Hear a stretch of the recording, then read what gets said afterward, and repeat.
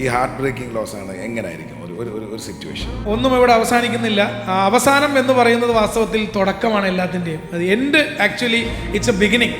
കാരണം എന്തിനു വേണ്ടി നിങ്ങൾ വരുന്നു, അല്ലെങ്കിൽ വീണ്ടും വീണ്ടും തോൽവി ഏറ്റുവാങ്ങി നിങ്ങൾ എന്തിനു വേണ്ടി വീണ്ടും വരുന്നു എന്ന് ചോദിക്കുന്നവരോടെല്ലാം നിങ്ങൾ പറയേണ്ട ഒരേ ഒരു ഉത്തരം, ഞങ്ങൾ വീണ്ടും വരും, because it is still there.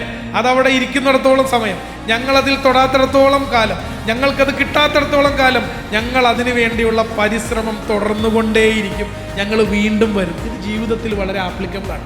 നിങ്ങൾ ഒരു കാര്യം അച്ചീവ് ചെയ്യണമെന്ന് ആഗ്രഹിച്ചാൽ ആ ആഗ്രഹിക്കുന്ന ഓരോ നിമിഷവും ഓരോ പരിശ്രമവും നിങ്ങൾക്ക് തിരിച്ചടികളുടേതാണെങ്കിൽ, നിങ്ങൾക്ക് സെറ്റ് ബാക്കിൻ്റെതാണെങ്കിൽ അത് ഉപേക്ഷിച്ച് പോയാൽ നിങ്ങൾ സാധാരണക്കാരനാണ്.